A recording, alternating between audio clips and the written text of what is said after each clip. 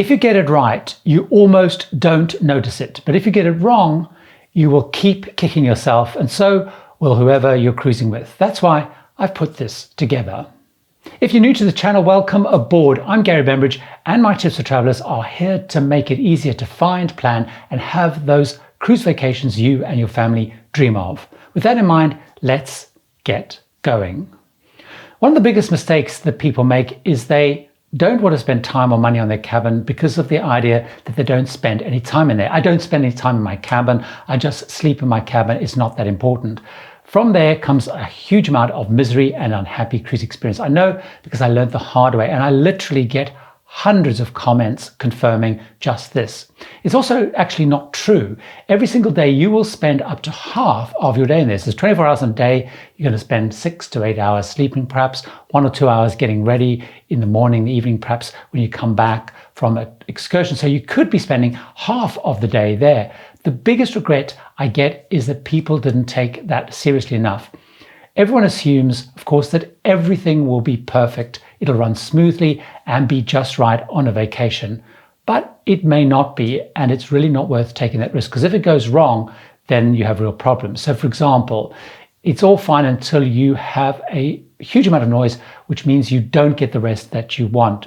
Anchors going up, nightclubs, theatres, gym equipment banging, the scraping of chairs on a pool deck above you, partying people around the elevators, problem neighbours or kids, noise coming through the interconnecting door, crew coming and going through slamming access doors, people heading off port if your access to that area is right next to where you are, all night kitchen noise, vibration from engines, and so on. I won't keep going on, but there is a huge amount of things that could actually get in the way of you enjoying and having a great time.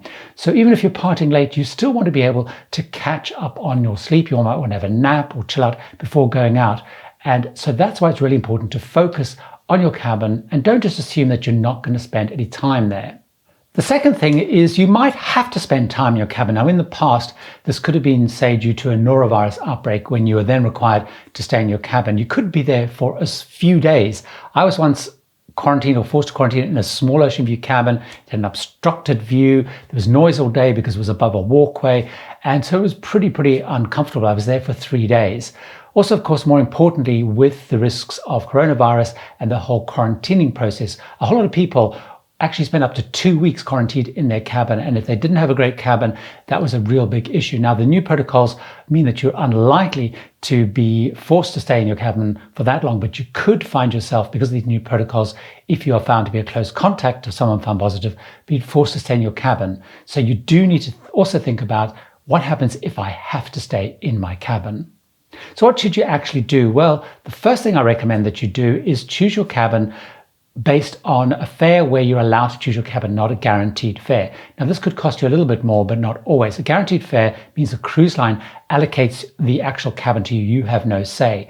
But always then, once you've done that, look at the deck plans, whether it's online, in brochures, or downloading a PDF or whatever. But basically, simply make sure that you're surrounded on all sides by cabins. So you've got something above you, below you, either side of you, and opposite you. That's the best way of ensuring you're going to be away from those problem areas. The second mistake is about not being clear on your requirements and making sure that you book really early if you do have requirements, whether it's for its accessible needs, you're a solo traveler, family, or whatever. It's really important if you are either fussy about your cabin, like I am, or you're going to have needs. So accessible cabins is a really important one if you do need accessibility issues, or you need a family cabin, or those kind of things which are pretty limited, like solo cabins. Because this is going to drive really what's important to you when it comes to cabin. Is an inside cabin, an ocean view cabin, a balcony cabin, or a suite? Really important. Write down your very specific requirements. Make sure your agent has them, or certainly you have them as a checklist. Things to think about is, as I've already mentioned, is it accessible? For example, if you're traveling with someone who has accessibility needs, do you need an interconnected cabinet? What sort of amenities do you want? Do you want a bath or a shower? What sort of size do you need? Do you want a balcony that's perhaps not overlooked so you can sunbathe? Is it close to the smoking areas? Do you have lots of storage space? Whatever it is, just make sure you spend some time with you, whoever you're traveling with, around the sort of things that are really important to you in your cabin, and really think about it. Me, I have a very simple list which my travel agent has, and she knows exactly the sort of cabin that I want. every single time. Also, very importantly, you need to plan ahead if you have special needs, and you're going to have the greatest chance of getting the cabin you need when the new cruises come on sale. So if you do have needs, really important, plan ahead, sign up for the email newsletters, let your agent know, and as soon as they come on board and are on sale, start booking those so you make sure you have the most choice possible. The next mistake that I see is not thinking about the people that you're traveling with. So for example, I wake up really early, but my partner doesn't. So people are often asked what they should do, for example, if one is an insomniac or whatever. So when traveling, for example, I like to choose a cabin which has a curtain that you can draw to separate the bed and the seating area. Now, these are pretty common for cabins which have a sofa bed so they can sleep 3 or 4 people. So knowing that's an important issue means that you can look for a cabin that addresses that specific need that I have and my partner has. But if you're traveling with friends, check what is important to them. So if you're sharing a cabin, one of those cabins with curtains, for example, could be a great idea. If you're traveling with others, have a think around, do you want cabins close to each other? Do you want it to be interconnected? For example, we travel quite often with our mothers, and if we don't plan well, they've ended up being on different decks, far away, they get lost, and it's much less fun because they're not just right next door or opposite to pop by. So really just think about the sort of things that are important. For example, bathroom size is a really important one, particularly if you both have real needs around getting ready at the same time, which you're likely to do. So think really carefully about those kind of things. What is it that's important for you and the people you're traveling with? So again, a bit like I said earlier, write down requirements, write a checklist with everybody. Don't leave it to chance. Make sure every little quirk that people might have, some of them could surprise you. Another mistake that I see is people fretting and worrying about whether they should be on the port or the starboard side, port being left, starboard being right. And I get lots of people asking me, what should I do? Don't worry about it at all. In reality, it's not important. So if you're out sailing, it's mostly at night, you're going to be far away from land, so it's not really going to make a difference. The ship can dock either side, port or starboard, and they will do that based on whatever's right for that particular port they're in, whether it's weather, the one they've been allocated to dock at, or whatever. Now, it is perhaps a little bit important if you are heading, say, on a one-way trip in Alaska, because you might want to get the chance to see the sunrise or the sunset or whatever, or you're sailing into New York on a transatlantic, you might want to be on the port side. However, that is not the important thing. Focusing on port and starboard is not important. Focusing on which deck you want to be in and whether you want to be in the front, the middle, or the back of the ship. And that's really, really much more important. So if you're worried about seasickness, for example, being on a low deck, right in the middle, really important. If you want to be perhaps near the dining venues, you might want to be there mostly at the back. You might want to be more at the back. Or if you want to be near the fitness center, which is more in the front. So think about those kind of things that you want to do. Don't worry about port and starboard. It really is going to make no difference at all. Even on cruises where sightseeing is really important, so for example, Alaska, when you do scenic cruising, the captain will actually move the ship around so both sides get to see the glaciers. And in fact, on those sort of sightseeing scenic cruises, it's better to be up on deck anyway. So again, you might want to choose, for example, to have a cabin right at the back, which is a balcony at the back, so you're actually looking out the back and getting scenery that way. So deck and where you are on the ship is much more important than port and starboard.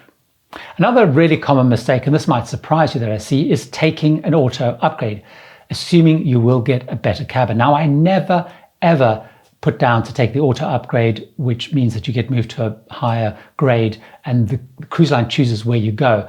I focus on choosing the right cabin in the grade that I'm in, make sure that it really addresses all of those issues I've spoken about, and it's going to be a great cabin. The danger with taking an auto upgrade is you normally get no say in the cabin that they move you to. So you tick the box, the cruise line moves you to a cabin and you don't have any say. Now, there's 1 or 2 exceptions to that, but basically you might find yourself in a cabin that you really don't like. I've had so many people contact me saying they thought the upgrade was a great idea. They ticked auto upgrade and they found themselves in a cabin which they didn't actually really like. Because bear in mind, you're likely to be upgraded to the worst of the next grade up, because they're going to move all those people who've paid up to the better ones, and basically the worst ones, if you like, are left at the end of that.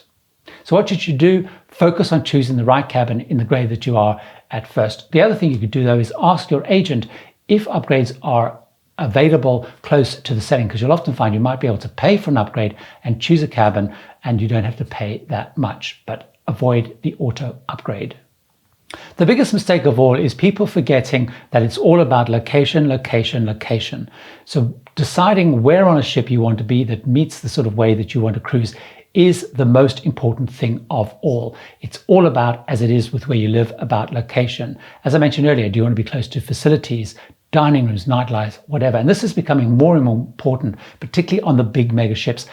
Otherwise, you could find yourself walking around huge amounts. So actually, what should you do? What you should do is take a look at the deck plans, again, PDFs online, talk to your agent, and basically run through what you and your partner or family think you'll be doing on a cruise and decide where on the ship that you want to be, front, middle, back, and which deck, which is going to give you the best cabin to give you the best cruise experience with what you want to do.